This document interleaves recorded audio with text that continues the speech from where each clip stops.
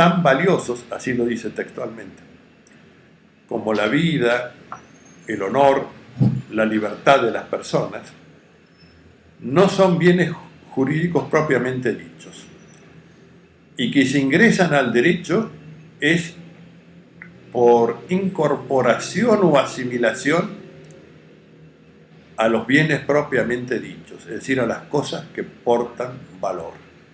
Es decir, un orden jurídico para el cual el valor de la vida, el valor de la libertad, el valor del honor, no están considerados como bienes propiamente dichos, sino que ingresan en tanto que equiparados. Y de allí que los valores de la vida, de la integridad del ser humano, estén tabulados. Es decir, si uno se muere siendo importante, vale bastante. Si uno se muere no siendo tan importante, no vale mucho. Y si es un obrero, no vale casi nada. Es decir, estamos equiparados a una cantidad de cosas que portan valor.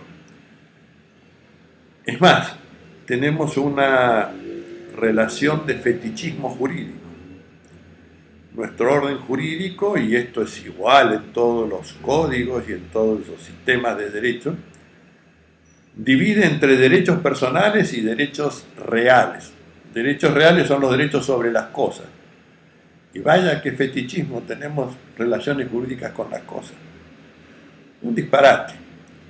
Pero es un disparate que lleva más de 2000 años de pensamiento jurídico y que amenaza con prorrogarse además. Si no es que sea un disparate que ha sido ya puesto de relieve, denunciado, está en crisis. No.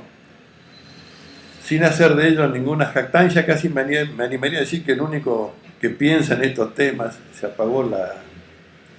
puso menos brillante. No sé si soy yo que lo he apagado o empecé a tocar un tema tabú y se... No, sigue. Después lo editamos. Bueno, perfecto. Decía que... Apple tiene su defensa. Se me ha ocurrido que el verdadero sujeto del derecho en estos sistemas demoliberal burgueses o formación económico-social capitalista, ese sujeto de derecho es el patrimonio, es decir, el conjunto de bienes. Uno entra al derecho, tiene relaciones jurídicas en la medida del patrimonio que tiene. Y si no tiene patrimonio, tiene una sola cosa que ofrecerle al derecho: su fuerza de trabajo, la única mercancía que puede llevar al acto del intercambio. Bueno, si queremos en ese mundo reificado, cosificado, introducir las nociones de derechos humanos, hay que pensar en una revolución copernicana. No es factible introducir los derechos humanos como derechos subjetivos porque tienen otra naturaleza, otra estructura, y si uno pretende una asimilación, lo que va a encontrar es una mutilación del objeto de conocimiento. Este buen filósofo francés, Gaston Bachelard, introdujo la noción de obstáculo epistemológico, y que, dicho en sencillo, es que uno, frente a un instituto nuevo, en lugar de describir al instituto nuevo tal como es y conforme su naturaleza, busca de reducirlo a lo conocido. Y en la medida que hace esa reducción a lo conocido, va mutilando el objeto de conocimiento. Entonces, tenemos un fenómeno nuevo, no le voy a poner acta de bautismo, pero en algún momento empieza a configurarse, diría entre la Primera y la Segunda Guerra Mundial, esto que hoy conocemos como derechos humanos, y nacen en un mundo donde el derecho es fundamentalmente un derecho de las cosas y del tránsito patrimonial, y tienen que lograr un espacio, y para lograr ese espacio tiene que haber una lucha. Diría que los pensadores que han abordado esta temática estarían en tres posturas. Una francamente mayoritaria, que entiende que los derechos humanos son derechos subjetivos, igual a los derechos subjetivos y a los derechos sobre las cosas, y que no hay ninguna distinción que introducir. Es derecho subjetivo y se acabó.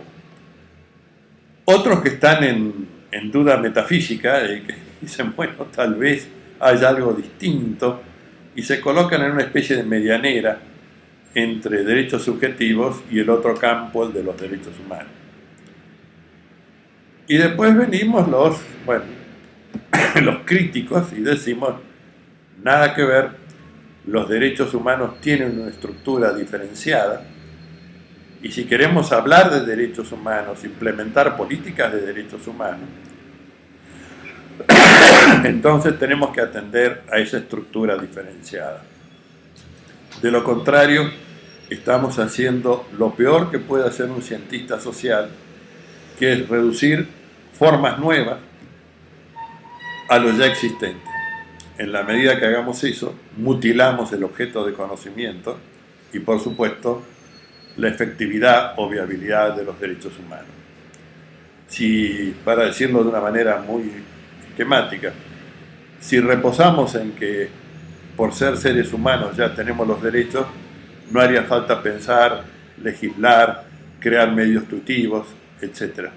Nos quedamos tranquilos en casa porque los derechos humanos están.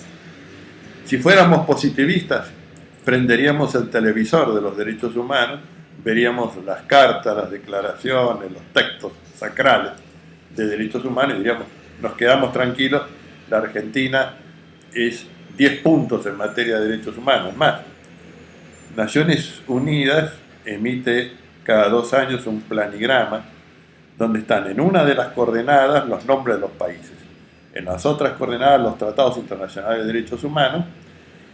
Con un redondelito negro se marca aquellos países que han ratificado sin reservas una convención, con un triangulito verde aquellos que la han ratificado con reservas. Si uno mira el renglón de Argentina, estamos bastante bien, estamos entre los primeros, no hablo ya de Estados Unidos, que es de los últimos, porque seguramente se creen que tienen un pacto con Dios y no necesitan de los derechos humanos. Pero realmente diría que la sola circunstancia de estar bien parados en materia de ratificación, lo que no es criticable, simplemente decimos no basta.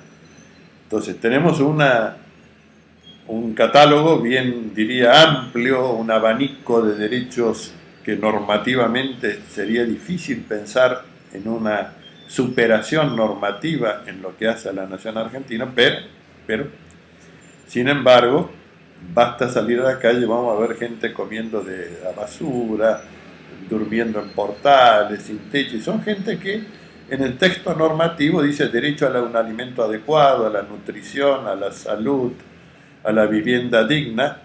Son titulares jurídicos, pero esa titularidad jurídica no alcanza para mucho. Estos son los problemas que voy a tratar de abordar y de indicar caminos para su despeje, pero soy el primero en anticipar que no basta con tener una teoría supuestamente eficiente en su calidad descriptiva y prescriptiva sobre lo que debe hacer, si esto no se inserta en un compromiso militante por esos derechos y en la remoción de los obstáculos que imposibilitan en la vida cotidiana la efectividad de estos derechos. Y voy a referirme ahora a esos obstáculos. Hay 2 categorías en mi criterio, por lo menos 2 grandes categorías. Una, quizás la más fácil de lidiar, ninguna es sencilla, pero menos compleja diría, la de los obstáculos epistemológicos. La otra, la compleja, la definitoria, la de la revolución, es, o la que indica, los obstáculos estructurales.